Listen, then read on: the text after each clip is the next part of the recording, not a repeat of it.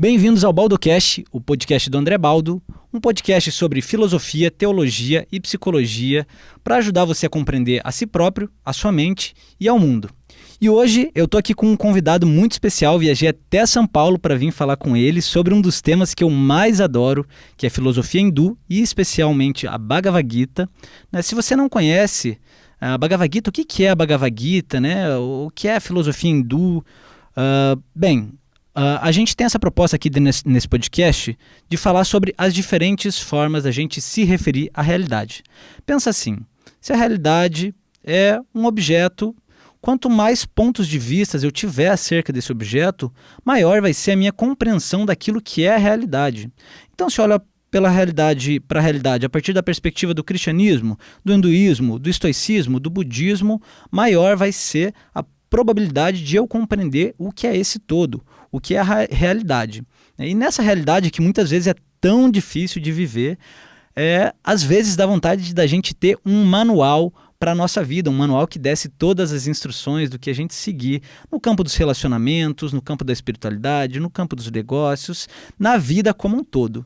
E eu não sei se tal manual existe, mas acho que se existe algo próximo disso, a gente pode dizer que é a Bhagavad Gita. E para falar sobre isso, eu estou aqui com o meu amigo Guilherme Romano, que é filósofo, yogi, palestrante, escritor, formado em filosofia pela USP, viajou já o mundo inteiro, viajou à Índia, esteve em várias tradições espirituais, com uma cultura riquíssima em profundidade, em sinceridade, em multiplicidade, autor de diversos livros, inclusive esse livro aqui, No Coração da Índia, que eu ganhei de presente. Muito obrigado, Gui.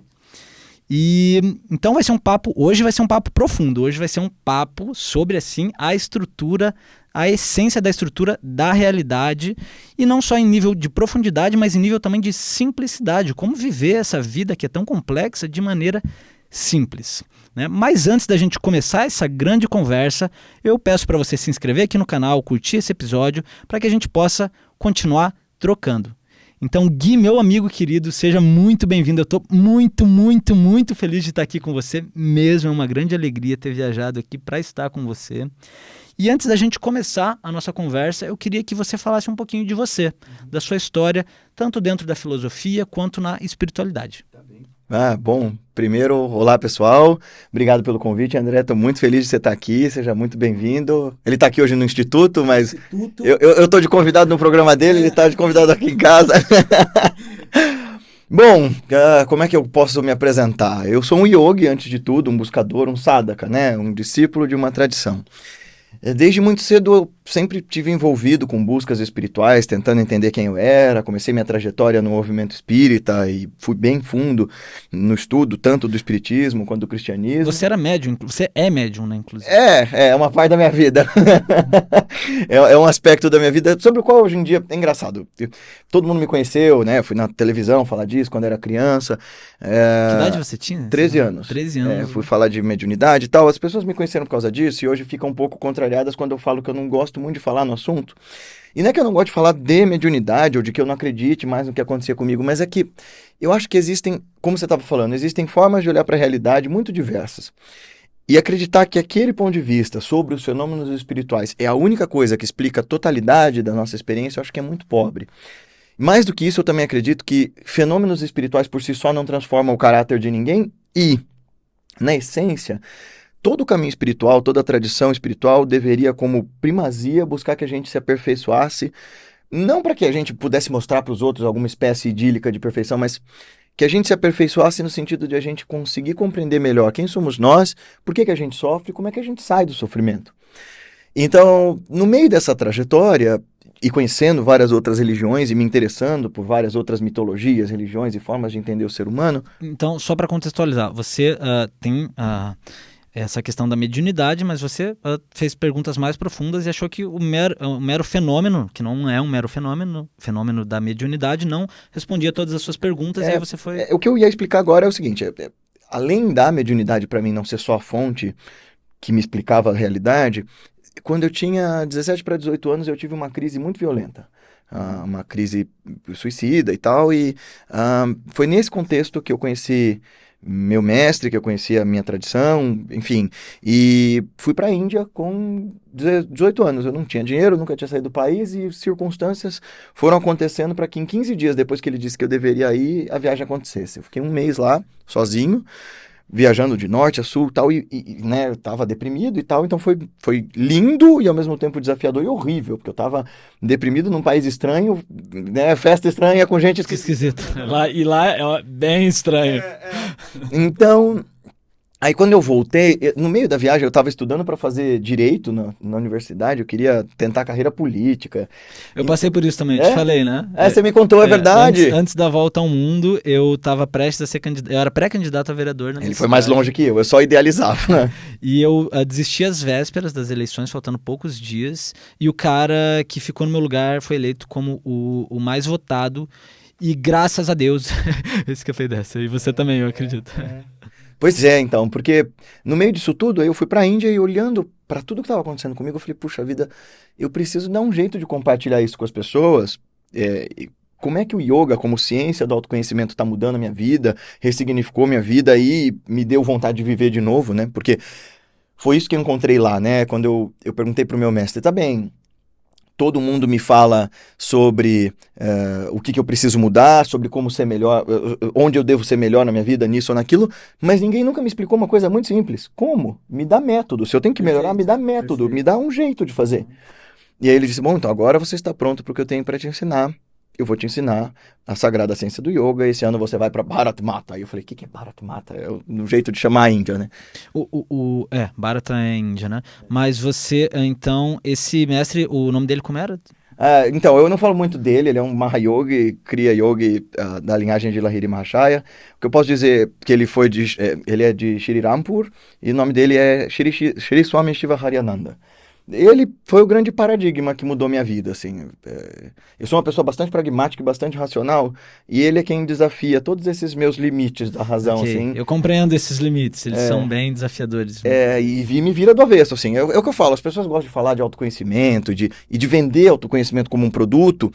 Só que autoconhecimento é esse trabalho interno de morrer antes de morrer, né? Você ser virado do avesso todo dia. E renascer de novo, né? Perfeito. Toda a tradição espiritual fala isso, né? Sim. Você precisa morrer antes de morrer para ver essa luz. Ou o Rumi fala isso, né? É pela rachadura que a luz entra no coração. Quer dizer... É preciso partir o seu coração muitas vezes antes de abri-lo, né? Exato. Mas como dói. O mestre, uma vez o mestre falou isso para mim. Saiba disso. Isso que eu estou lhe ensinando... Dói, leva tempo e é a coisa mais difícil da vida. Aí ele parou, ficou olhando. Mas é também a que mais vale a pena. Aí eu falei, esse é o pior slogan de todos os tempos, né? Sobre autoconhecimento. Dói, demora e dá trabalho. Mas é verdade, poxa vida. Não tem escapatória, né? Essa coisa assim, é gostoso, é quentinho, é macio. Não é. Mas te mostra um outro jeito de enxergar a realidade, te mostra um outro jeito de entender você, de entender o mundo. Eu acho que isso que... dá forma à nossa vida. E aí nesse ínterim eu pensei, bom, eu preciso dar categoria acadêmica porque eu estou fazendo. Então aí eu voltei, fui fazer filosofia na USP, me especializei em yoga. Então você foi fazer a sua formação acadêmica. Isso. Após a viagem da Índia. Foi depois de eu já ter um trabalho espiritual consolidado, já tinha um grupo de pessoas que fazia práticas espirituais comigo desde que eu tinha 16 anos. Eu abri um centro, por assim dizer, quando eu tinha 16 anos, com gente bem mais velha que eu. O Instituto aqui tem 12 anos e você tem 29, né? Isso, então... exatamente. A gente começou, na verdade, em 2009, as primeiras atividades, e em 2010 a gente alugou o primeiro imóvel. Então... Ousado para um menino de 17 anos. Pois é. Gente, sim, advogados, engenheiros, psicólogos acompanhando um adolescente falando de espiritualidade. E a coisa foi mudando, né? Porque lá atrás eu tinha um viés bastante mais ancorado no fenômeno mediúnico, eu tinha toda uma série de práticas espirituais e de tratamento junto com o elemento meditativo. Um viés mais esotérico, por assim dizer. Mas conforme eu fui penetrando mais fundo as camadas das práticas meditativas, eu falando, nossa... tá tudo aqui. Assim, essa ciência da consciência, ela se basta na prática.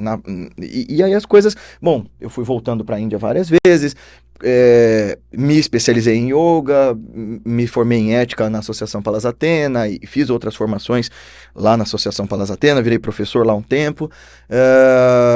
Me especializei na Índia, virei aluno, já era devoto na Ordem Ramakrishna, né? Virei discípulo na Ordem Ramakrishna. Para quem não sabe, Sri Ramakrishna foi um grande místico que viveu no século XIX, que foi um desses grandes caras que abriu os conhecimentos esotéricos da Índia para o leigo, para quem não era hindu. E o discípulo dele, Swami Vivekananda, foi o primeiro monge hindu a vir para o Ocidente, em 1893. Foi ele que trouxe o yoga, né? Foi ele a primeira pessoa. 100 anos antes de eu nascer, Swami Vivekananda veio palestrar no Parlamento das Religiões em Chicago e falar sobre os 4 yogas da realização divina, né? Raja Yoga, Bhakti Yoga, Karma Yoga. Karma Yoga. E o quarto? Gyana Yoga. Então, peraí.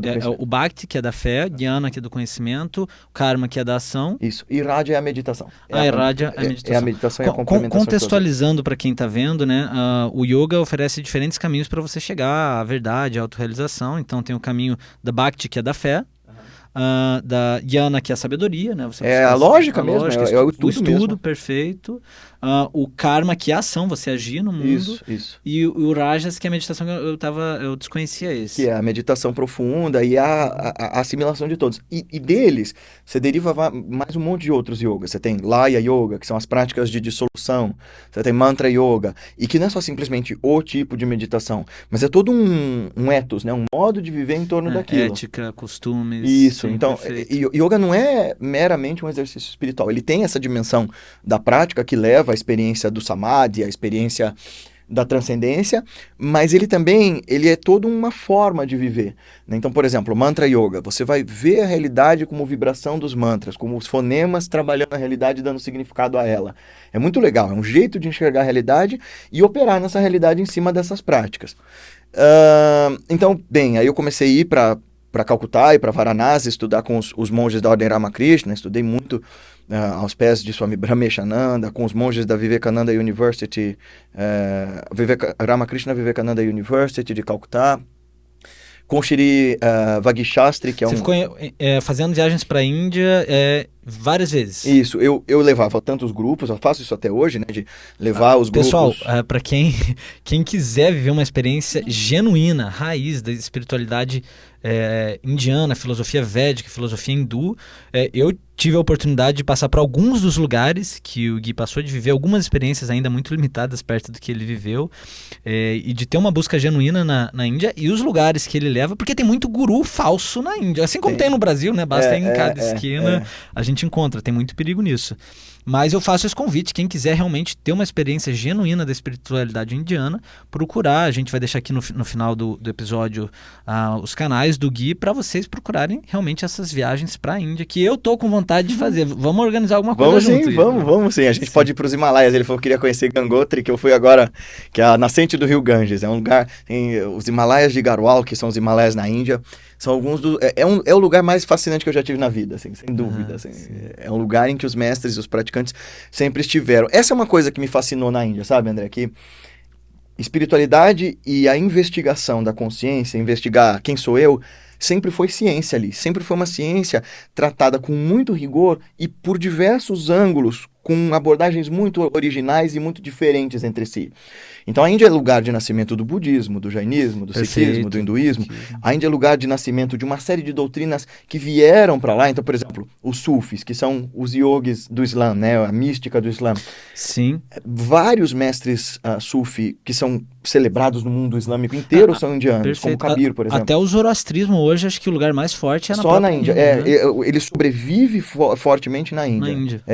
Principalmente ali na região de Mumbai e do Gujarati, né? Então o zoroastrismo, que é talvez a religião monoteísta mais antiga, né? Que embasou o judaísmo, o cristianismo, o islamismo, né? Conceito de um messias, dualidade do bem e mal, o paraíso, né? Muito interessante o zoroastrismo. Mas que legal, cara, que vivência muito rica. E essa vivência que você tem, que é o que eu busco fazer também, basta ver a biblioteca do Gui, eu tive aqui hoje, assim, você tem prateleiras de várias religiões. Eu acho que é algo que caracteriza bem a Índia, né? Uma vez eu ouvi uma definição sobre o que seria a Índia. A Índia é algo tão diverso quanto se pode ser, né? Você caminha 100 quilômetros, é outra realidade, é outra religião, é outro povo, é outra língua, são mais de 5 mil dialetos, 34 idiomas oficiais. Mas o que esse povo tem de comum? Acho que a melhor definição do que o que eu vi, do que tem de comum na Índia é a busca pelo divino, é a busca pela verdade, né? Seja qual for a forma que ela se apresente. E de maneira sistemática, né? Todos eles. Desde o cara mais devocional, que vai dizer que buscar Deus é ficar cantando os nomes de Deus com batuque, sino, tipo um Hare Krishna, até um scholar, né? Um acadêmico que vai redarguir 1000 argumentos, escrever 1000 tratados, todos eles vão fazer isso de uma forma muito disciplinada, e que é uma coisa estranha para nós aqui no Ocidente, que é religião não é passatempo. Busca espiritual não é passatempo, não é um hobby que eu vou ocupar, sei lá, minha sexta-feira à noite. É um modo de viver. E postar no Instagram. É um modo de viver. A inteireza do meu ser está comprometida com esse processo. Com isso que a gente pode chamar de alquimia da consciência, né? Perfeito. Que é a transmutação do meu eu, de um eu ignorante, de um eu adormecido, para um eu desperto, para um eu sábio. E isso sempre foi fascinante. Então, ir para a Índia sempre me alimentou nesse sentido, sabe? De encontrar gente ali que dedicava todas as suas energias e disposições a, primeiro, entender quem somos nós. Segundo, por que é que a gente sofre, o que é esse sofrimento e como é que a gente elimina esse sofrimento. Existe possibilidade da gente viver de uma forma plena, abundante e sem sofrer nunca mais?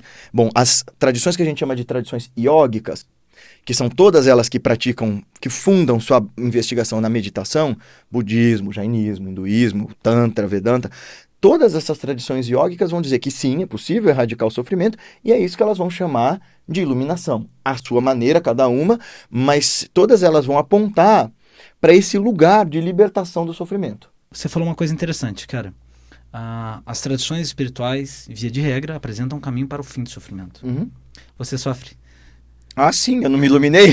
Sim.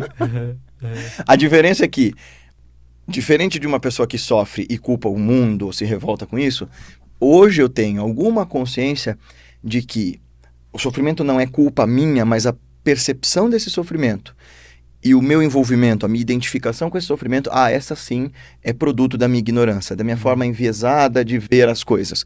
Então, sim, o sofrimento acontece para todos os seres, ninguém é culpado do sofrimento, mas a forma como você vai encarar esse sofrimento e vai lidar com ele depende de você. Claro que alguém pode ouvir isso e dizer assim, mas isso é uma crueldade, você está dizendo que uma pessoa que está morrendo de fome deveria pensar que morrer de fome não é tão sério assim e deveria se desidentificar disso? Não. E aí que reside a genialidade das perspectivas iógicas de diferenciar dor existencial de sofrimento. Dor é inerente à vida de todos nós, eles chamam isso de dukkha. Dukkha também pode ser traduzido como sofrimento, mas a definição, eu gostaria de saber se você concorda com essa definição, mas a melhor definição que eu vi de dukkha seria que seria uma inseparatividade entre alegria e sofrimento, ou insatisfação permanente, no sentido de que tudo que te traz alegria, que seja condicionado, também vai te trazer sofrimento. Como que, por exemplo, alguém que eu amo e que me traz satisfação, se eu perco essa pessoa, eu sofro, né? O mesmo vale para o emprego. Como você definiria dukkha? Essa é a perspectiva budista. Sim, eu concordo com ela. O apego gera sofrimento, fundamentalmente sim. Mas no caso do Sankhya, que é de onde o budismo, o hinduísmo, o yoga, o vedanta, todos eles beberam para tirar suas filosofias, o Sankhya vai dizer que existe uma coisa chamada Trivida Dukkha. Então, esse Trivida Dukkha é a dor de 3 faces. Então, inerentemente, quer você goste ou não, quer você queira ou não, quer você aceite ou não, quer você acredite ou não, a vida produzirá 3 tipos de dor para você.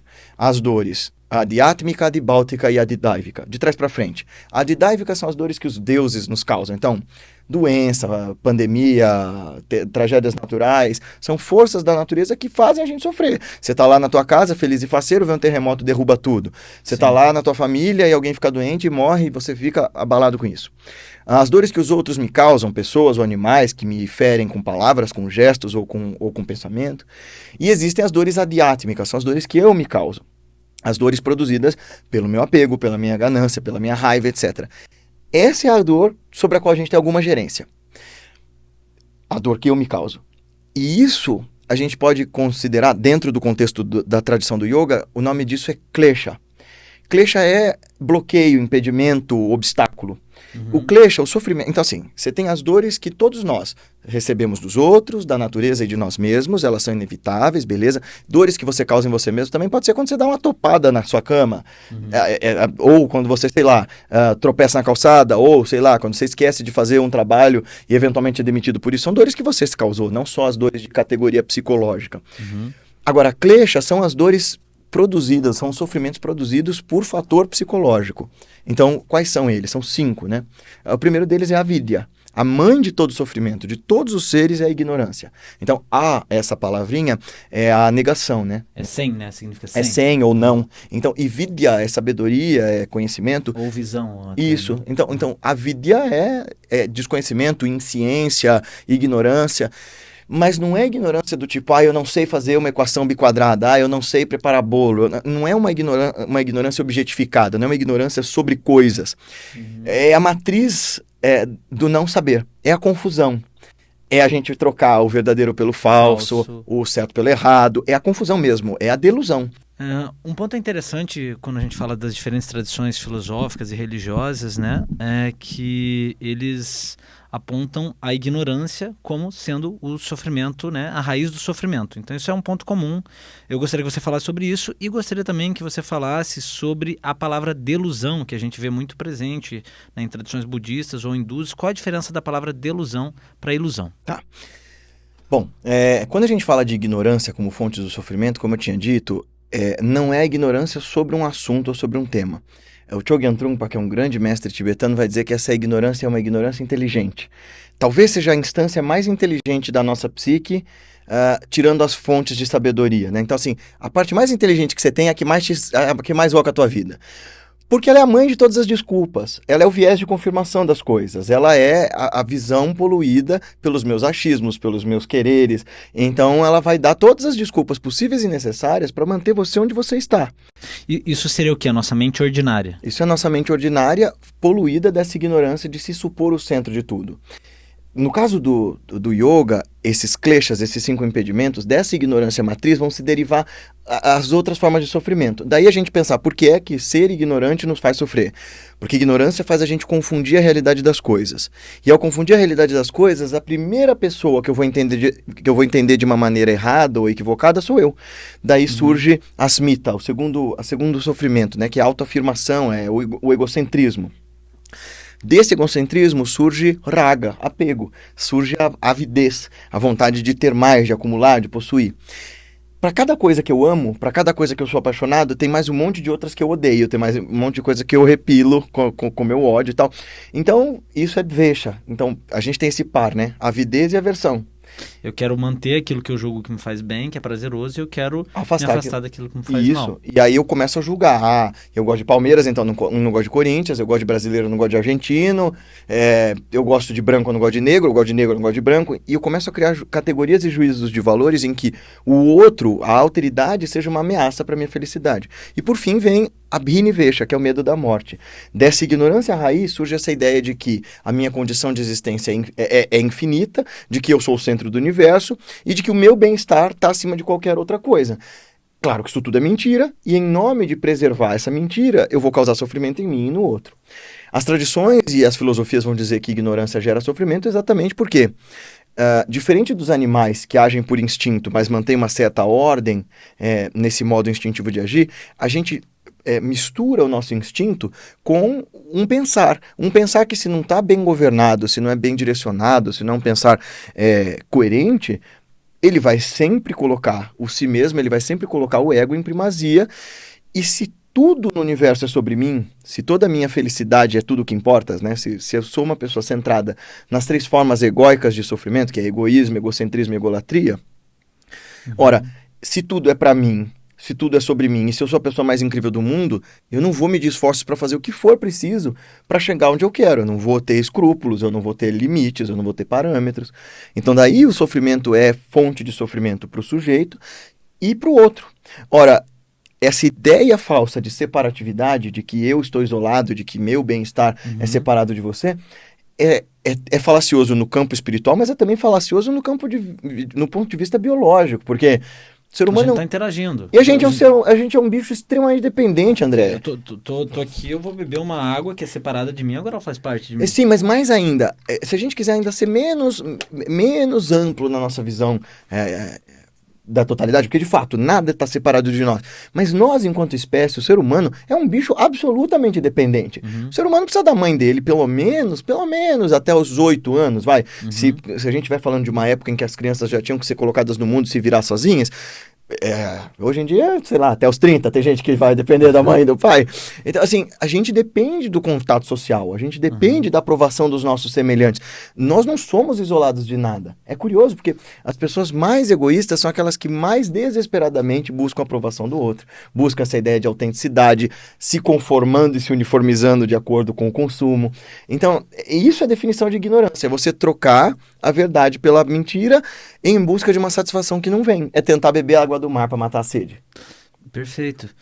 Eu quero trazer duas perspectivas que são curiosidades sinceras minhas, que eu ainda não tenho rematado para mim a solução para esse problema. Você falou muito a palavra ego, né? E, via de regra, as tradições como um todo, especialmente as orientais, vão colocar o ego como um problema. Né?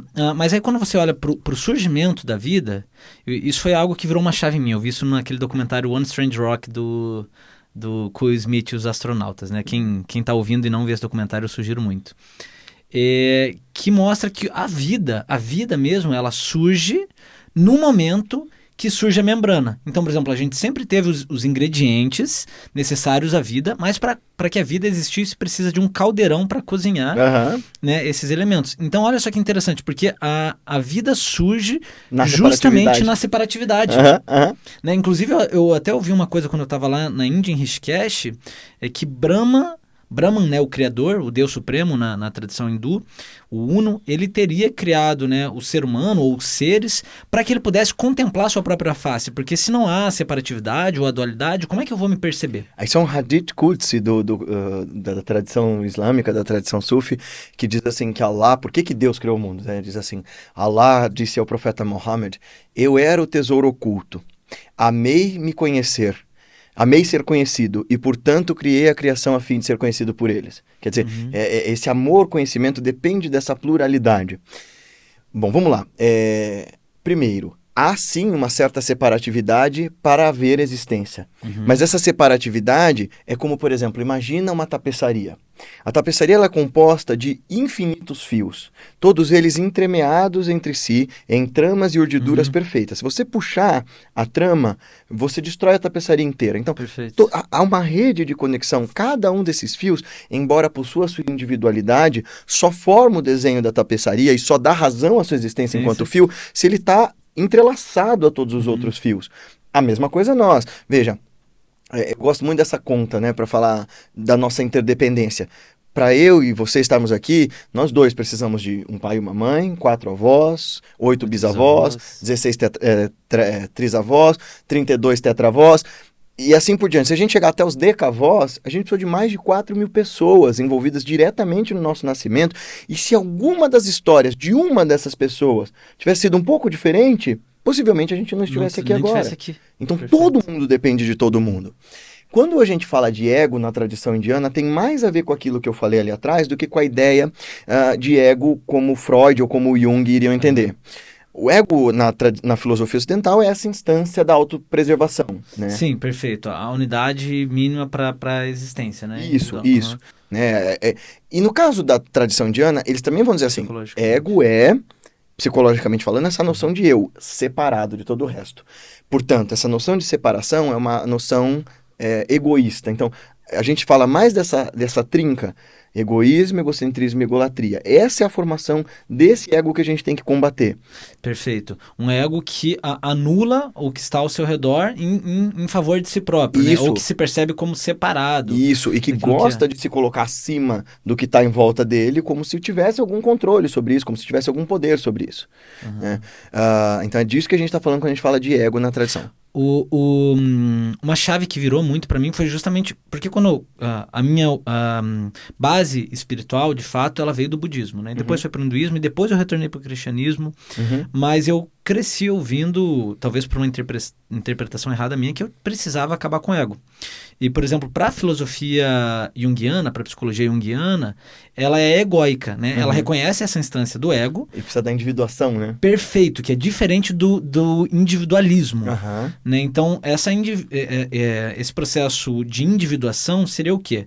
Você, a partir desse ego, que não representa o todo que você é, né? Representa aquilo que dirige a sua experiência consciente, a sua mente, perfeito, que caminha em direção a essa interconectividade com o todo e com o todo maior que você é. Então, mas você usa isso como veículo. Então, o ego, para a psicologia analítica, ele não é um inimigo. Mas quando a gente tem a unilateralização do ego, aí sim se torna um problema, né? Então, esse ego, ele tá para servir. Ele tá para ser veículo. Esse é o ponto. E isso os yogas concordam. Com o Jung, nesse sentido. Aliás, o Jung bebe muito, né, da fonte do Shankaracharya e de outros mestres budistas e hindus para formar a ideia da psicologia analítica. E aí... Perfeito, ele bebe muito lá. E aí ele vai entender, e os mestres entenderam que assim, tá bem, para existir no mundo eu preciso dessa instância corpo, mente, consciência. Mas eu não sou isso, eu não sou esse aparato. É mais ou menos assim, Shri Ramakrishna, o grande mestre que eu falei, ele costumava dizer, né, que ele entrou em Samadhi, ele entrou em Nirvikalpa Samadhi, o mais exaltado dos estados de dissolução do ego. E aí os discípulos falavam, olha, mas por que o senhor voltou então? Por que o senhor não ficou lá? Ele falou assim, olha, eu amo comer açúcar, mas não é por isso que eu quero me tornar açúcar. Quer dizer, eu amo essa doçura da experiência do divino, mas eu não quero me diluir nessa experiência ainda. O que ele conta também era uma história bem legal, para falar sobre por que é importante a gente entender que existe certa separatividade. Dizem que eu já contei essa história tantas vezes. Dizem que porque é boa. É uma história das Upanishads, que diz assim que um mestre disse assim para o discípulo dele, saiba disso, tu és aquilo, tu és Brahman. Aí ele diz, repete comigo, Aham Brahmasmi. Aí o menino fala, Aham Brahmasmi, é isso, eu sou Brahman. É mesmo, mestre, essa é a verdade, essa é a última verdade, você é o absoluto. Beleza, aí o menino vai para a floresta, ele falou, agora medite sobre isso.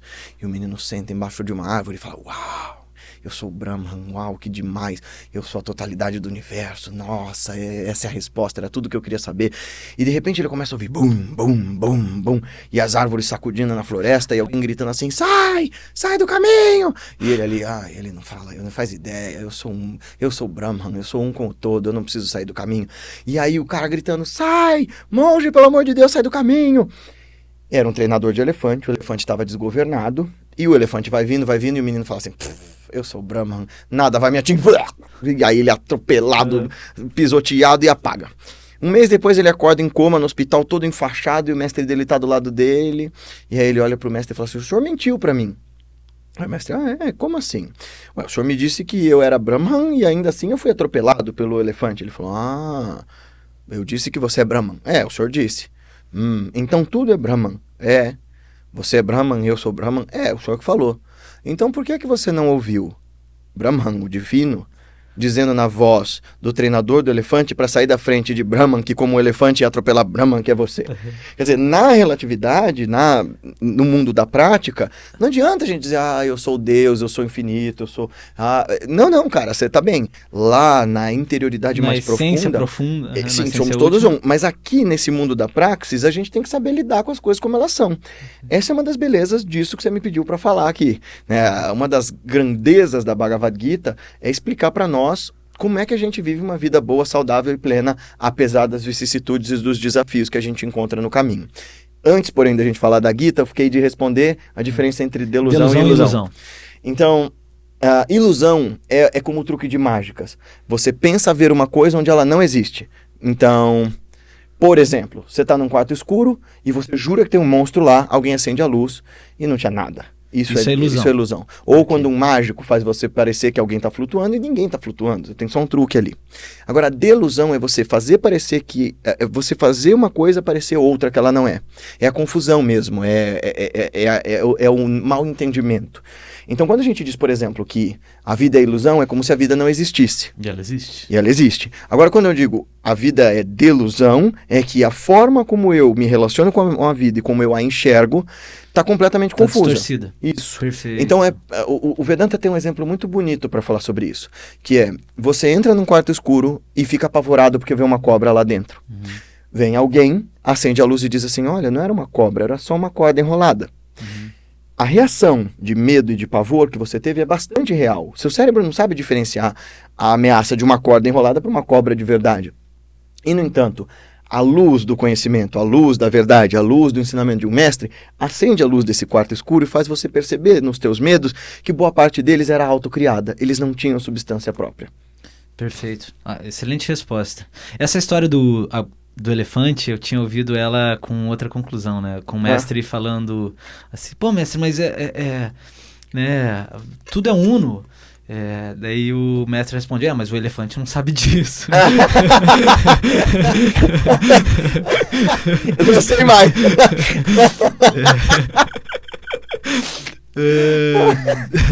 Mas realmente a gente mostra a raiz da ignorância também. Mas agora, aproveitando que a gente entrou nesse tópico que leva a Bhagavad Gita, que para mim é um tópico central da nossa conversa hoje, né? Do processo de individuação, nas palavras do Jung, ou do eu menor se tornando o eu maior, se a gente for trazer uma perspectiva generalista da espiritualidade. A Bhagavad Gita, né? Para quem não conhece a Bhagavad Gita é um capítulo, né, do Mahabharata, que é um épico indiano que fala da história do mundo, né? Mas naquela perspectiva da luta entre os Pandavas e os Kauravas. E a Bhagavad Gita, né, é um capítulo disso, do diálogo entre Arjuna e Krishna, que é o discípulo com o mestre, né? Isso. Então, pausa nesse episódio para falar do meu livro A Arte de Viver Sem Fronteiras, um livro que narra minha viagem de volta ao mundo ao longo de 14 países e 10 tradições espirituais. Nesse livro você vai encontrar conteúdo sobre cultura, filosofia, espiritualidade, autoconhecimento e muita aventura, boas risadas e também algumas boas lágrimas, porque chorar e sorrir é o que define a vida. Junto com o meu livro, você vai também ganhar o meu curso Felicidade em Tempo de Prozac, um curso de 9 módulos para ajudar você a entender a sua mente, e também o meu manual da inteligência emocional. Para acessar o curso, o livro e o e-book, basta entrar no meu site andrebaldo.com.br, ou então acessar o link aqui na descrição desse episódio. Falando em episódio, de volta para nossa conversa. O que acontece, assim, porque que lá no começo você falou assim, será que existe um manual sobre o bem viver?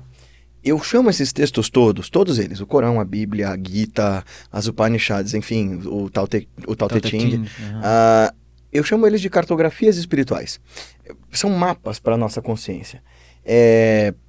O Idris Shah, que é um grande mestre sufi, vai dizer que quando a gente literaliza o ensinamento espiritual, a gente mata o ensinamento espiritual. Esses textos, embora contem de coisas circunstanciais, tipo a guerra de primos contra primos, como é o caso aqui, ou a passagem de um Galileu pela Galileia ensinando sobre amar o próximo, como é o caso da Bíblia, né, os evangelhos, ou, sei lá, como é o caso, sei lá, pensa aí, o Zen de Avesta, né, o livro dos zoroastristas, contando dos ensinamentos de Ahura Mazda e tal, para aquele povo, falando dos heróis. Tem só 29 anos, tá, gente? Esse corpo.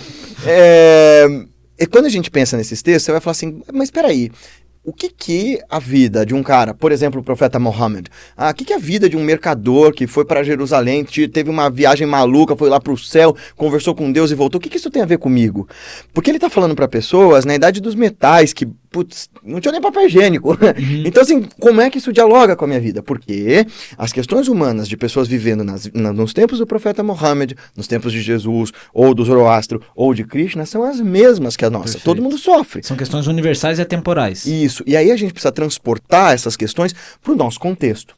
Então, o que a Gita traz para nós de tão precioso a ponto? E eu trouxe aqui esse monte de versões. Tudo isso aqui é Bhagavad Gita. Menos aqui tem uns 10 livros aqui, 10 versões da Bhagavad Gita. E não são todas que estão aqui na biblioteca, mas eu trouxe alguns exemplos.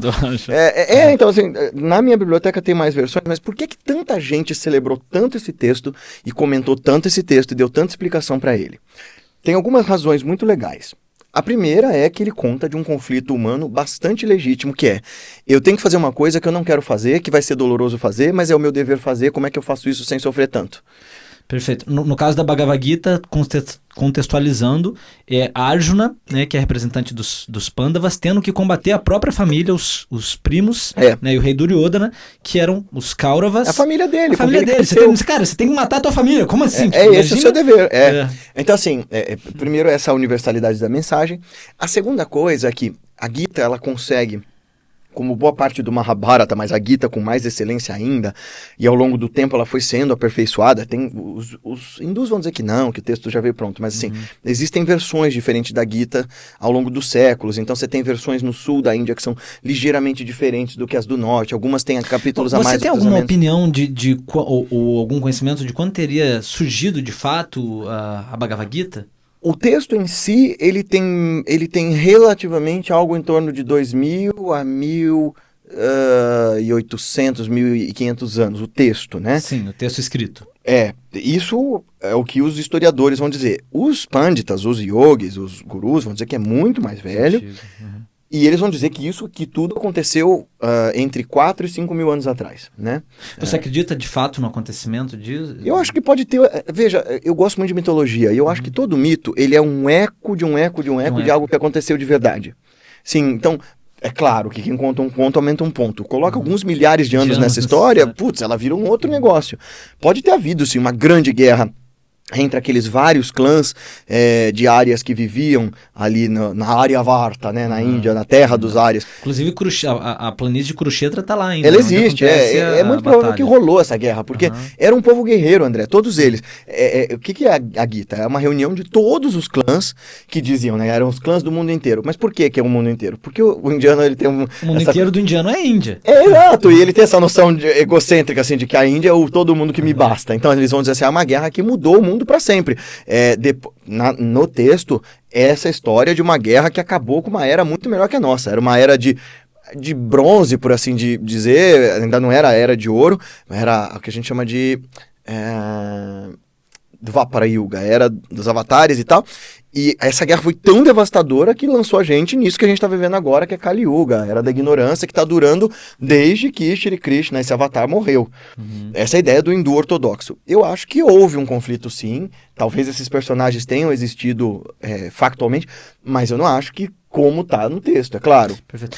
Uma coisa legal quando a gente fala de mitos é que o mito ele confunde fatos com elementos simbólicos e no final das contas isso pouco importa, porque o que importa é a realidade psicológica do que o mito está falando. Exato, o mito... Então o pessoal fica brigando, não, mas Maomé disse exatamente isso, quais eram as cores dos olhos de Cristo. Exato, não tem sentido, porque um mito ou uma cartografia espiritual, uma história de conteúdo espiritual, tem um único personagem.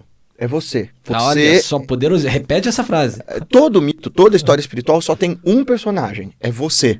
Você tá sendo trabalhado sob todas aquelas faces. Você é Arjuna com medo de atirar as flechas nos seus parentes. Você é Krishna conduzindo a carruagem. Você é a carruagem e os cavalos. Você é os primos ímpios do outro lado representando toda a injustiça, todo o mal, toda a ignorância.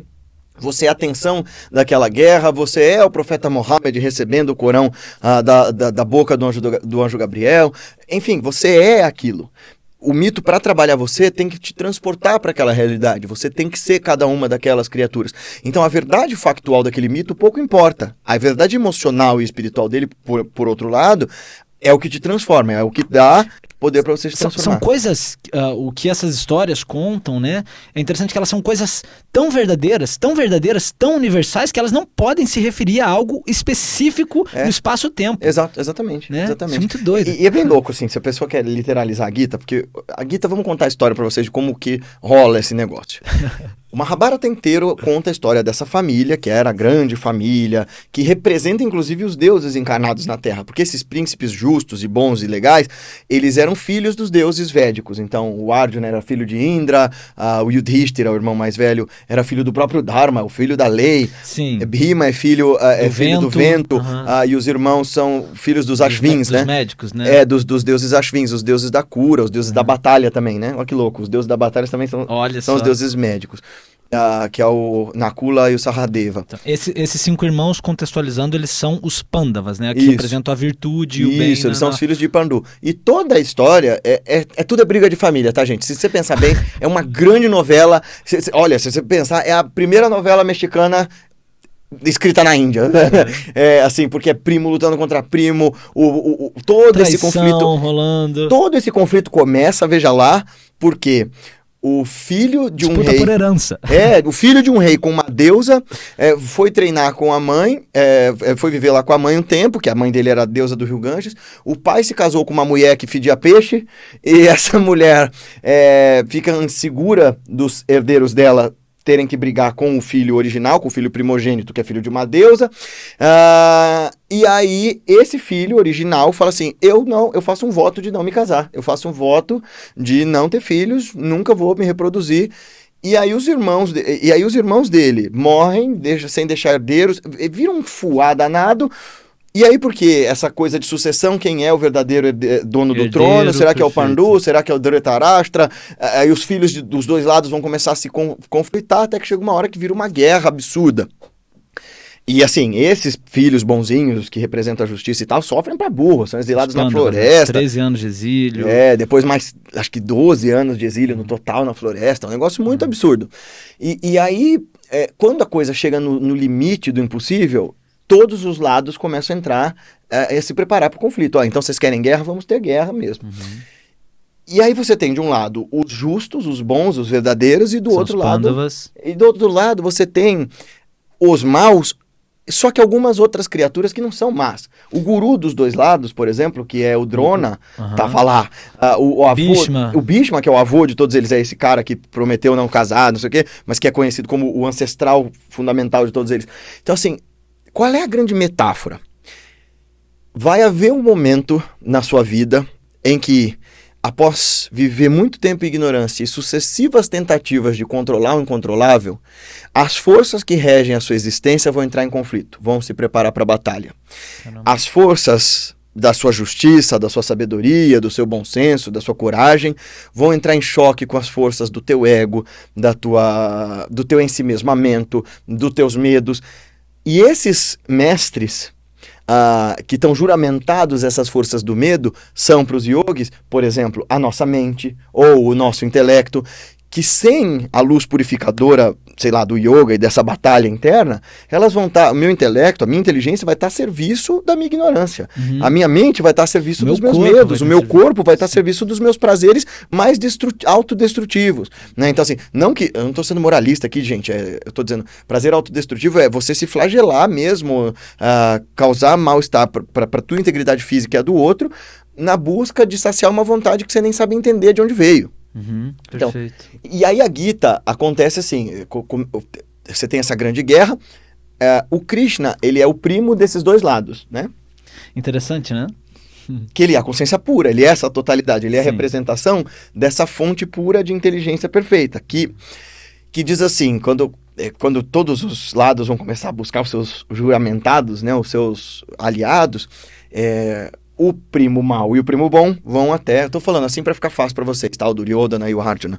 Mas, primo mau, Duryodhana, primo bom, Arjuna. E ambos primos de Krishna, avatar de Deus, representante do absoluto. Isso. E no texto, você vê que curioso, lá nas versões mais antigas, eles sabiam que Krishna era alguma coisa grandiosa, mas ninguém entendia ele até então como o avatar supremo. De Deus. Que legal, disso eu não sabia. Lá nas primeiras versões do texto, assim, era meio difuso. Claro, né, no texto aqui fica bem explícito. Ó, eu sou Deus mesmo, eu sou o dono da porra toda, eu sou o alfa e o ômega e tal. Mas lá nas versões antigas, as pessoas... Você vê, assim, nos capítulos anteriores, que eles olhavam para Krishna com uma certa estranheza. Quem será que esse cara? O que ele é de verdade? Enfim, é muito legal ver como o texto vai se amadurecendo conforme o tempo. Curioso, porque é como se a própria consciência humana fosse amadurecendo, né? Se atualizando. Uma curiosidade à parte, dizem que esse texto foi composto oralmente, como quase tudo na Índia, e ele foi composto enquanto os brahmanes sentados em roda narravam histórias uns para os outros, esperando o momento de continuar os grandes rituais que eles faziam. Porque os rituais da religião védica tradicional, eles levavam dias, às vezes semanas, às vezes meses. Então, entre uma prática e outra, eles sentavam em roda e começavam a contar essa história. Esse texto tem a categoria que a gente chama, né? Porque todos os textos sânscritos têm nome, do que ele é. O nome desse texto, a categoria a qual ele pertence, é Itihasa. Itihasa significa assim de fato aconteceu. Quer dizer, para as pessoas ele tem essa categoria de verdade factual. A outra razão, inclusive, dele ser tão celebrado na Índia... O Bhagavad Gita. É que ele é chamado de o Veda, ele é chamado Veda das mulheres e dos Shudras. Quer dizer, dentro da Gita... está contido toda a sabedoria, ou a essência, ou a síntese de toda a sabedoria do Sankhya, do Yoga, das escolas várias de filosofia da Índia, que tem como objetivo explicar para nós o que é sofrimento, o que a gente está fazendo aqui. Só que esse é um texto que qualquer pessoa podia ler. Sim, a Índia tem seus problemas machistas e de sectarização. A Gita podia ser ouvida e lida até pelos servos, até pelas mulheres. E não, gente, eu não concordo com essa separatividade das coisas, mas lá atrás a Gita era... Acontece ainda a separação na Índia. Embora que por lei seja proibido, na prática ainda acontece. Exato. Só que a Gita é um texto que todo mundo pode ler. Então todos esses mestres comentaram esse texto pela sabedoria indelével e simples, né? Quer dizer, é super profunda, mas ela é colocada de uma forma simples, todo mundo pode ler, e ela tem um contexto histórico, que é o jeito mais legal da gente aprender, né? Ao invés de eu só ficar vomitando filosofia na tua orelha, eu conto assim: André, houve um dia em que os teus antepassados se juntaram para uma grande batalha, e antes dessa batalha acontecer, teu antepassado segurou o arco na mão, e sua mão tremeu de medo, ele largou o arco e começou a chorar, e você fala, putz, o que aconteceu? Por que ele fez isso? Né? Então, assim, o contexto da Gita é esse: os exércitos se reúnem. Eu estava contando o que é o Krishna, né? O Duryodhana e o Arjuna vão pedir a aliança do Krishna. Perfeito. Chegam no palácio e ele está dormindo. E aí o servo diz, não é para acordar ele, então tá, espera aí. Quando o Krishna abre os olhos, ele vê Arjuna e Duryodhana, ele fala, eu sei porque que vocês estão aqui. O Duryodhana tá à cabeça dele e o Arjuna mais humilde tá aos pés. Essa é uma parte que tem uma simbologia que às vezes passa despercebida, mas que é linda, né? Porque Duryodhana, numa postura arrogante, de frente para Deus, ele não quis se curvar, ele ficou sentado ao lado.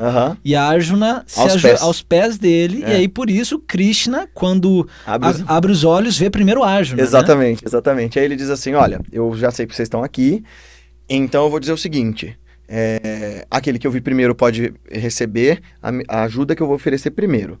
Eu vou oferecer duas coisas. Um de vocês pode ter todos os meus exércitos, todos os meus guerreiros, meus carros. Que era o exército mais poderoso, né? Era um dos exércitos mais poderosos. O outro de vocês vai ter a mim. Aí o Duryodhana fala, claro que eu quero você é um deus. Ele fala, mas eu não vou lutar. Eu vou servir de conselheiro e de charreteiro para aquele que me escolher. Aí o Duryodhana fala, tá, já até sei o que eu quero. E o Arjuna fala assim, Krishna, nem por todos os exércitos do mundo eu trocaria você por qualquer outra coisa que fosse. Isso é permeado de tanta beleza que eu me emociono só de ouvir isso. Ele diz assim, olha, eu tenho certeza que tendo todos os exércitos e não tendo tua bênção eu perderia, mas tendo você ao meu lado não há nada que eu deva temer. Então eu peço que o Senhor esteja comigo. Aí o Krishna fala, muito bem, o Duryodhana fala, otário. E eles vão para a batalha. Quando a batalha está para começar, o Arjuna fala assim, Krishna, deixa eu ver contra quem eu vou lutar. E aí, né, o Krishna toca a carruagem, ele começa a olhar e vê ali os primos dele com quem ele cresceu, o guru deles, o avô deles, né, os tios, todo mundo, a família toda. E ele se desespera. Quem de nós faria, né? Quem não se desespera? Né? Meu Deus, eu vou matar minha família. Aí ele larga o arco no chão e começa a chorar. E a Gita começa com o Krishna dizendo, Arjuna, what the fuck? O Krishna dizendo, Arjuna, abandona essa pusilanimidade mesquinha e indigna de um kshatriya, de um guerreiro da tua estirpe. Cara, para de chorar, você tem um dever na tua frente a cumprir. E aí o Arjuna falou, mas como assim? De que vale eu conquistar um reino? De que vale eu vencer em nome da justiça se eu vou matar minha família? E aí o Krishna começa a explicar para ele, e a simbologia desse texto é muito bela, né? De dizer assim, aqueles que estão fora do Dharma, aqueles que estão fora da verdade, aqueles que estão fora do cumprimento da sua essência, eles já estão mortos, eles estão vivos, mas eles estão mortos mesmo estando vivos. E você tem um dever a cumprir. E deixa eu te dizer uma coisa, quando você tem um dever a cumprir, goste você dele ou não, faça o bem feito. Porque é isso tudo que você tem na frente. Você não tem controle sobre o resultado das suas ações. Você só tem controle sobre a qualidade com a qual você executa as suas ações e a intenção com a qual você executa as suas ações. Essa é a essência do que ele vai chamar de Karma Yoga, o caminho da ação perfeita, o caminho da excelência no agir que nos leva à libertação. Ou seja, entenda que os frutos das suas ações não são seus. Os resultados de tudo que você faz não pertencem a você. Você pode fazer tudo certo e dá tudo errado. Sim. Você pode fazer tudo errado e dá tudo certo. as circunstâncias nas quais você executa os seus atos não dependem só de você para ter êxito. Então, assim, a atitude desapegada do yogi é: eu faço o que eu tenho que fazer com perfeição pelo prazer de fazer bem feito. Agora, eu faço... fazer o bem não traz recompensa. Fazer o bem é a própria recompensa. Exatamente, perfeito. E aí, ele começa a ensinar o Arjuna tudo. Ele ensina para o Arjuna a lógica do universo, o funcionamento das coisas. Ele ensina ao Arjuna o desapego, ele ensina ao Arjuna a meditação. No meio do livro, né, ele está falando assim, ó, senta assim, de forma ereta, respira assim, assado. Se você literalizar esse texto, imagina essa cena. No meio da guerra, tá todo mundo ali esperando, todo mundo tocou suas trombetas, vamos pra porrada, é isso. Não, peraí que eu vou meditar, segura aí. E aí o Arjuna, imagina, o cara do outro lado do campo falou assim, olha, o Arjuna tá caminhando, o que será que ele vai fazer? De repente ele desce da carruagem e todo mundo, mano, ele desceu da carruagem. Aí começa lá, blá, blá, blá, blá, blá, blá, blá, blá, blá, blá, blá, blá, blá, blá, blá, blá. Imagina, sei lá do outro lado, não tinha microfone, não tinha nada, o povo lá olhando assim de novo, falando, mas que raio que eles estão falando? Já faz 6 horas que eles estão conversando que eu não tô entendendo nada. Não é uma situação literal, né? É uma situação espiritual. E esse limiar da batalha, esse momento pré-batalha, é o momento em que a gente busca esse caminho espiritual, a gente busca essa instrução que dê novo significado, novo perfume, novo entendimento sobre a vida. Esse momento em que a gente está sendo instruído sobre quem somos nós e por que a gente tem medo e por que a gente não deveria ter medo, é o momento em que a gente busca métodos e mestres que possam iluminar a gente na escuridão da nossa ignorância. Então, nesses momentos de dor e confusão, muitas vezes é quando a gente vai buscar aquilo que é elevado ou uma transformação, uma alquimia de si próprio. Fundamentalmente, sim. Eu acho... Um dos motivos dessa conversa é que a gente consiga trazer, né, para as pessoas de maneira simples conselhos para viver uma boa vida a partir da Gita. Então aqui você trouxe algumas perspectivas muito interessantes, né? A primeira, cumpra o seu dever, faça aquilo que precisa ser feito. A segunda coisa que você trouxe aqui de ensinamento da Bhagavad Gita é você desapegar do fruto das suas ações. Você fazer o que você faz porque é correto e não porque você espera algo em retorno disso. E entender que você não tem controle sobre os frutos das ações. Você psicologicamente entrega os frutos de todos os seus atos, bons e maus, aos pés de Deus ou de qualquer coisa maior que você acredite, porque racionalmente pensando, você não tem controle algum sobre os frutos das suas ações. Aquele exemplo do Kung Fu Panda, né? Assim, eu planto a semente de um pessegueiro, eu não tenho controle. Por mais adubo, por mais que eu regue, eu não tenho controle de quando é que vai nascer a árvore, quanto ela vai dar de frutos, quão doce vão ser esses frutos, que dia que vai nascer esses frutos. E outra, se eu plantei uma semente de pêssego, eu não posso mudar de ideia e querer uma maçã depois. Então, quer dizer, eu fiz com a melhor intenção possível. Eu plantei a semente, eu cuidei dela. O que vai vir disso não é mais da minha conta, né? A outra coisa que a Gita ensina, e que é muito bela, é: veja o divino em todas as coisas e em todos os seres. Veja o divino em todas as pessoas, mas veja também o divino em todas as circunstâncias. Veja Deus naquilo que te acontece de bom e de mal. Veja Deus na face divina. De ver, né? Isso é muito difícil ver, por exemplo, na morte de alguém querido, num assassinato, num assassino. Como é que tem Deus ali, né? Como é que tem o divino ali? Talvez me mostrando pela negação, pelo absurdo.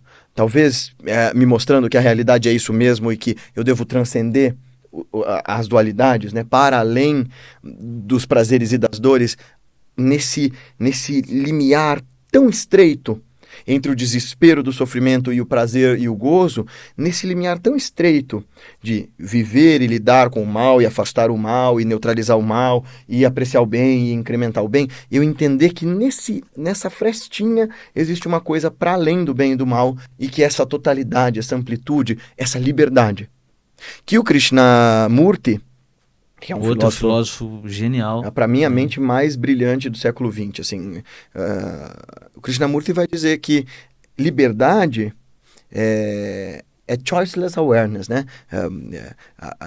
Ver sem o condicionamento é a essência da liberdade, ele fala. Então, quer dizer, choiceless awareness é consciência sem escolha.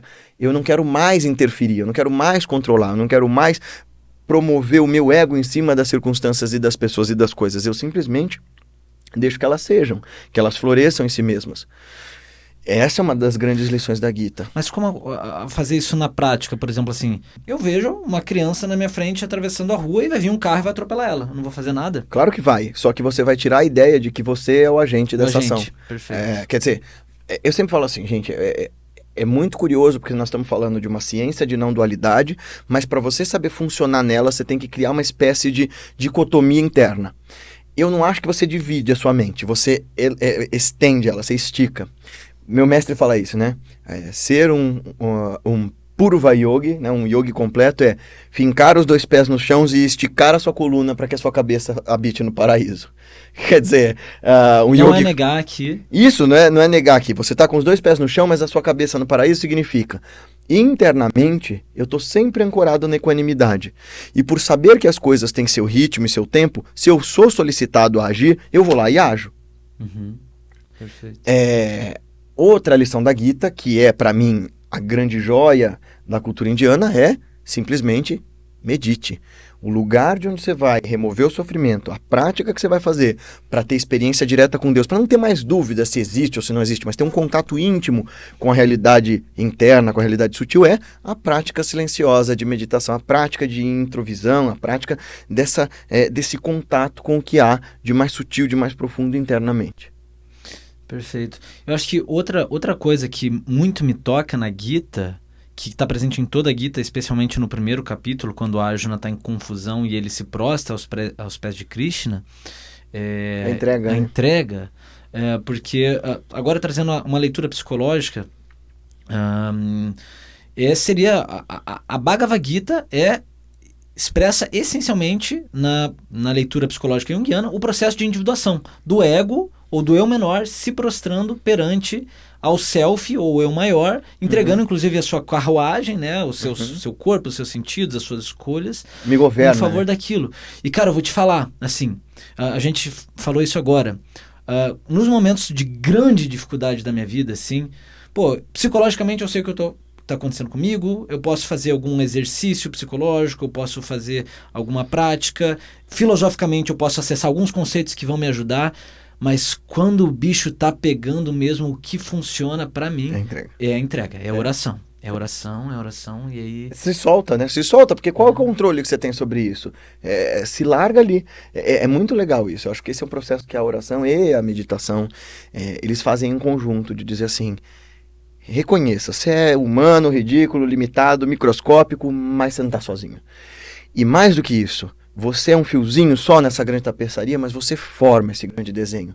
E esse grande tecelão se importa com você, fiozinho, fazendo você ser tecido junto com todo o resto. Eu acho que a grande mensagem de todos os grandes mestres é essa, assim. Amor é esse conhecimento de que eu não estou só, eu não preciso caminhar sozinho, e que autoconhecimento é essa verdade que não me separa de mais ninguém. Quando eu chego nesse lugar em que eu percebo que Deus é todas as coisas, é inevitável que eu ame todas as coisas. Se tudo faz parte de mim, se tudo sou eu, se o outro é meu alter ego, é meu outro eu, ora, como é que eu não vou desejar naturalmente o bem desse outro, tanto quanto eu desejo o meu? Eu acho que esse é um caminho que a prática meditativa e que os yogas todas e esses textos nos dão, sabe? De se tudo é o divino, trabalhar pelo bem de todos os seres é trabalhar pelo meu bem também. É isso que Jesus fala, né? E trabalhar o seu bem também é trabalhar pelo bem de todos os seres. Fundamentalmente sim. Perfeito, porque não adianta só a abnegação de eu servir compulsivamente, sei lá, vou servir sopão porque o Guilherme falou que eu trabalhar pelo bem dos outros é trabalhar para mim. Não. Cuida de se entender também, de entender quais são suas motivações, seus medos, suas deficiências, suas falhas. Cuida de também dar importância para os seus momentos de aprimoramento e também, pegando Jung aí, de olhar para tua sombra, cara, de saber que na raiz dos problemas, os Pandavas, os príncipes justos moram em você, mas os Kauravas também. A guerra é interna. Essa é uma coisa legal, viu, André? A planície de Kurukshetra inclusive por isso que a abertura do texto diz assim, Dharma Kshetre Kurukshetre, quer dizer, no campo do Dharma, no campo de Kurukshetra, quer dizer, ele chama o campo de batalha de o campo da lei da vida. Ele abre o texto e diz assim, lá no campo da lei da vida, no campo da lei cósmica universal, chamado de campo de Kurukshetra, deu-se a batalha que eu vou contar para vocês agora. Ora, uma coisa legal desse texto este é um texto que conta de uma guerra e que nunca foi usado como desculpa bélica para nenhum conflito na Índia, na história da Índia. Nunca indiano algum... Eu não sabia disso. Nunca indiano algum usou a Gita como justificativa para fazer guerra contra ninguém. Porque eles sempre a gente vê isso entenderam acontecendo com vários livros sagrados, né? Pois é, agora, inclusive com os textos do Buda, cara. Olha essa loucura. Não, cara, em Myanmar eu tive lá, meu Deus, os budistas matando os muçulmanos, não é? sim, é? E os budistas podiam se orgulhar de terem sido o único caminho espiritual que nunca tinha feito guerra por causa de religião. Agora não mais. Não. Mas assim, os hindus sempre entenderam que a Gita é um texto simbólico. Sempre entenderam que, por mais que houvesse para eles verdade literal ali, isso aqui de fato aconteceu, isso aqui não é uma desculpa para a gente fazer guerra. Isso aqui é sobre um trabalho interno. Né? Eu acho muito curioso que ocidentais radicais e pouco versados nesse texto virem para mim, gente, por exemplo, a favor de armamento, diga para mim, como você é seguidor do hinduísmo, do Sanatana Dharma, lá tá falando, o Krishna tá falando para você pegar em armas para combater a injustiça, você tá ligado que esse texto nunca foi usado para fazer guerra contra ninguém, né? Assim, que ele é um conflito interno e que, assim, quem é você para apontar pro outro e dizer assim, esses são os injustos, eu vou meter bala, assim, da onde veio essa ideia? Porque esse texto inteiro se funda na ideia, inclusive, até do Arjuna, de matar sem violência, olha que loucura. Então, quer dizer, faz o teu dever com distanciamento, não se apega nem sofrendo e nem se regozijando daquilo. As tuas ações são só o cumprimento do teu trabalho no mundo. Se você se aprender naquilo, você morre de sofrimento. E você julgaria que, por exemplo, fazer o mal, como a gente conhece, causar sofrimento aos outros, ou fazer o que os Kauravas fizeram, o que Duryodhana fez, talvez seja parte da missão delas? Num plano cósmico... Porque isso pode...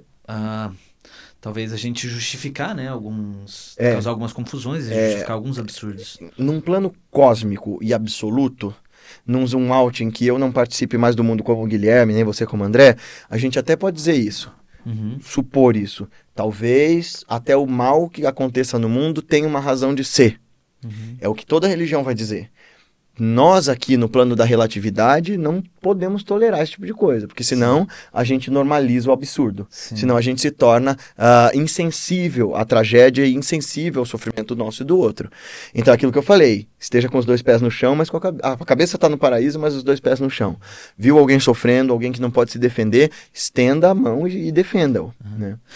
Essa questão do bem e do mal é algo que me pega muito, né? Porque se você for analisar em qualquer perspectiva, quer dizer, muitas perspectivas filosóficas ou religiosas, você tem a presença de ambos, né, como parte essencial da existência. Bhagavad Gita fala sobre isso. Lá na Índia tem até um templo pro Shakuni, que é o tio do Duryodhana, que causou toda essa confusão, né? No taoísmo você tem o princípio do yin e yang. Mas por que, então, se bem e mal são necessários, por que a gente escolhe ou deve escolher por aquilo que a gente chama de bem? Porque o bem é sinônimo de liberdade, né? Em certa medida, o bem é a extensão de mim mesmo para o outro, para além dos limites das fronteiras do meu medo e do meu ego. Agir no mal é agir na ignorância. Você sabe que Santo Agostinho e São Tomás de Aquino vão dizer que o mal não existe por si só. O mal, ele é uma ausência. Uma ausência do bem, né? Ele é uma falta, ele é uma ausência, ele é um não ser. Então, o mal tem função de nos botar em movimento. O mal tem a função de nos fazer buscar pelo bem. Isso. Eu vejo assim. A Acharya Timalsina, um dos meus gurus, fala isso, né? Que o mal é o jeito da mãe divina, da grande deusa, botar a gente em movimento, tirar a gente do lugar e botar à prova o que a gente diz acreditar de belo, bom e verdadeiro. Porque é muito fácil dizer que acredita no bem, na verdade, no amor, né, no que é justo, quando tá tudo bem, tá tudo em paz. Difícil é colocar isso à prova, né? Sim. Mas, fundamentalmente, eu não acho que Deus causa o mal no sentido de ficar lá no ouvido de alguém. É o paradoxo de Epicuro, né? De ficar ali falando assim, mata aquele cara, mata aquele cara. Não, eu acho que assim, ele coloca a delusão e a ignorância e a gente faz com ela o que a gente quer. No meio desse processo de tentar se entender e tentar controlar os outros, a gente causa muito mal para nós e para os outros, até que a gente se canse disso, chegue nesse ponto culminante dessa história para poder fazer esse processo dessa grande batalha, dessa grande alquimia interna. Perfeito, acho que o que você trouxe aqui talvez seja um grande guia do que a Bhagavad Gita oferece. Inclusive, eu acho que, caminhando para o fim da nossa conversa, né, a função do mal, então, ela seria revelar que a gente deve escolher o bem. Eu acho, mas não é o deve escolher o bem como um dever impositivo. Porque o bem é assim, o certo é certo e o errado é errado uma vez que você descubra ele. Assim, só que é muito difícil ter essa sabedoria.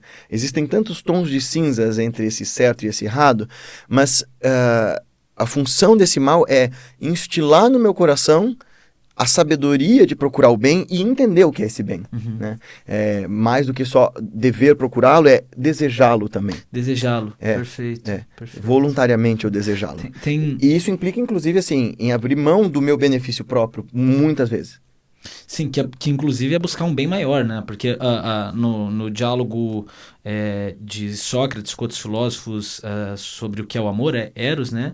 Eles falam que o bem é aquilo que é desejável. Então, existem gradações de bem, né? Tem o meu bem individual, mas existem níveis ainda maiores de bem, né? Então, bem um prazer momentâneo também é um bem, mas existe um bem que é ainda maior do que isso, perfeito, né? De fato.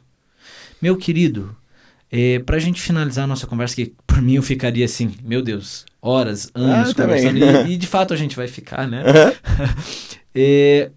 Se você fosse trazer um grande conselho da Gita, para quem está nos ouvindo, para quem ficou ouvindo até aqui a gente, assim, o principal conselho que a Gita traria, assim, para uma boa vida, qual seria esse conselho?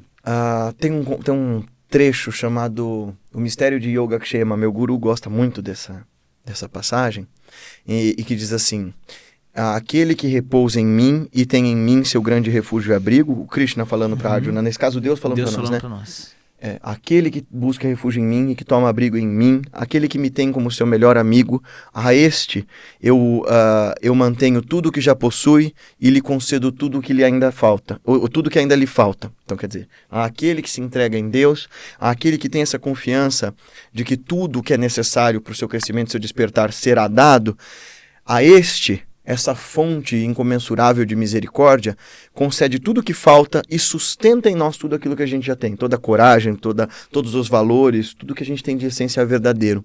Eu acho que essa é a promessa mais bonita desse texto. É assim, olha, confia. Se você de fato souber o caminho para essa entrega, eu te dou tudo o que te falta e eu sustento em você tudo de bom que você já possui. Acho que esse é um grande conselho. Saber esse lugar interno de entrega, que não depende de ablusões, que não depende de louvores externos, de grandes sermões, de convencer ninguém do teu ponto de vista ou da tua fé, porque a fé que quer convencer o outro é uma fé frágil, mas sim, uma fé conservada a partir de uma experiência interna e íntima com essa realidade divina, advinda de um mergulho que você faz para dentro e fala assim, onde é que você está? Se você é tão meu amigo, se você é meu pai, minha mãe, se você é a fonte de todas as coisas, onde é que você está? E você procura e procura e procura. E uma hora que você encontra essa fonte, você diz, bom, muito, muito bem, eu estou aqui e eu me rendo completamente aos seus pés. É o que o Rumi fala, acho que tá em cima o The Path of Annihilation. O Rumi fala isso num dos poemas dele, né? Obrigado. Obrigado. Ele fala que, a gente leu esse poema ontem, né? E acho que vale a pena falar dele de novo, porque ele é tão bonito. Ele diz assim... deixa eu achar aqui.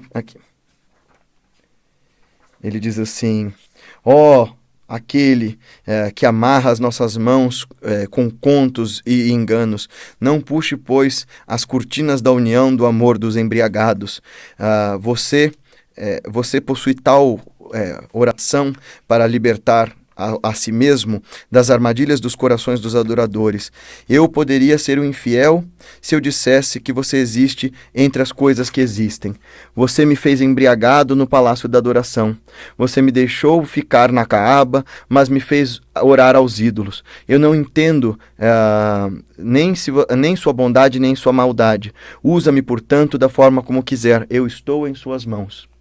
É isso que o Rumi fala para nós, né? Quer dizer, Deus nos colocou neste mundo dizendo, olha, isso aqui é o certo, o bom e o verdadeiro, mas não explicou exatamente como é. Então eu estou na Caaba, eu estou no lugar mais sagrado, mas eu estou adorando os ídolos.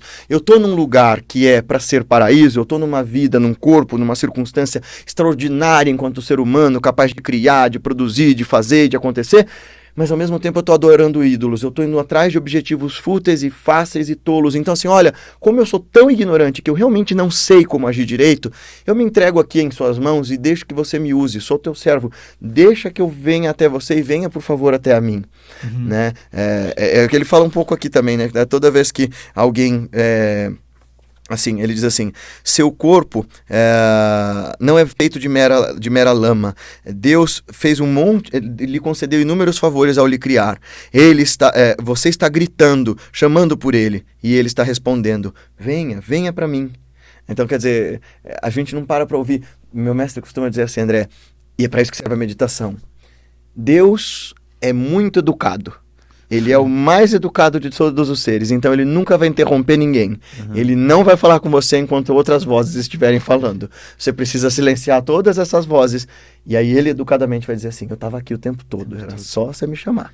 Tem uma oração do Moody, né, que inclusive foi discípulo do Papaji, que foi discípulo do Sri Ramana Maharishi, que fala o seguinte, né?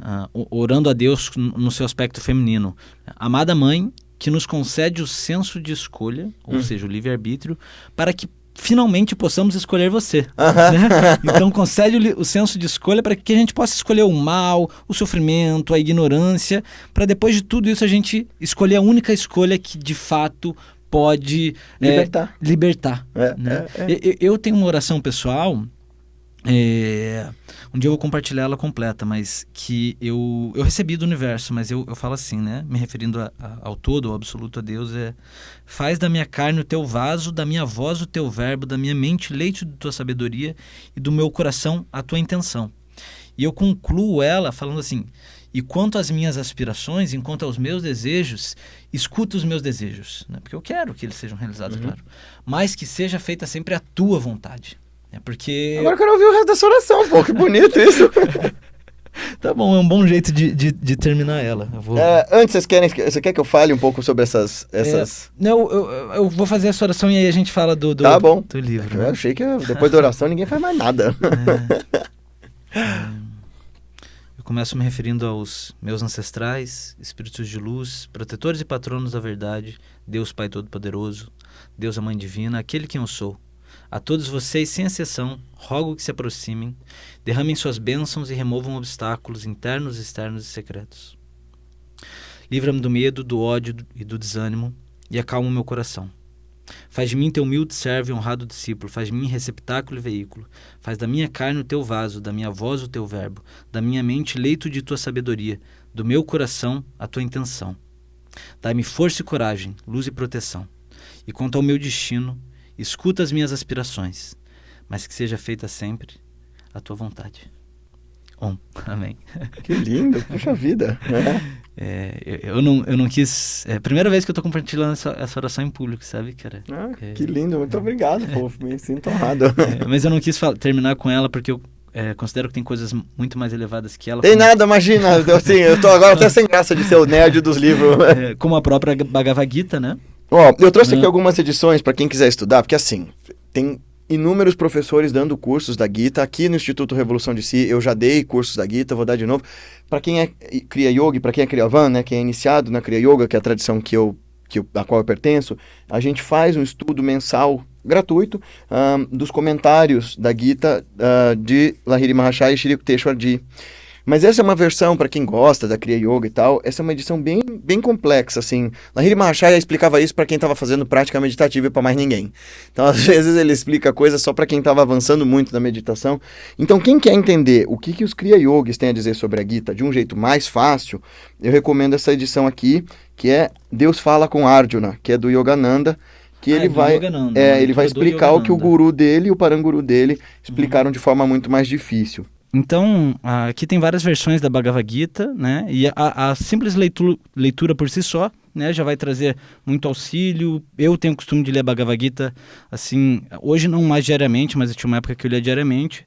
E ler a Bhagavad Gita por si só já vai trazer muita clareza e instrução. Porém, uma leitura tão profunda como essa, ela é muito enriquecida quando a gente faz essa leitura acompanhado por alguém que recebeu iniciações, que recebeu instruções, né? E você recebeu várias e você faz esse trabalho de estudo, não só da Bhagavad Gita, mas de várias outras tradições aqui no seu instituto, né? Eu gostaria que você falasse um pouquinho do instituto e do seu trabalho. Bom, meu trabalho é promover o que a gente chama de revolução de si. Esse trabalho de que é o nome do instituto, né? Instituto Revolução de Si. Isso começou, inclusive, com conversa com o mestre. Quando eu fui falar para ele sobre reforma íntima, ele olhou e falou: reformar não basta. Para sair do sofrimento, há que se fazer uma completa revolução na Revolução. consciência. Eu falei, E aí, bem, toda a ideia do Instituto é promover de forma tradicional ou de forma laica meios expedientes para a gente sair desses ciclos de delusão e de ignorância.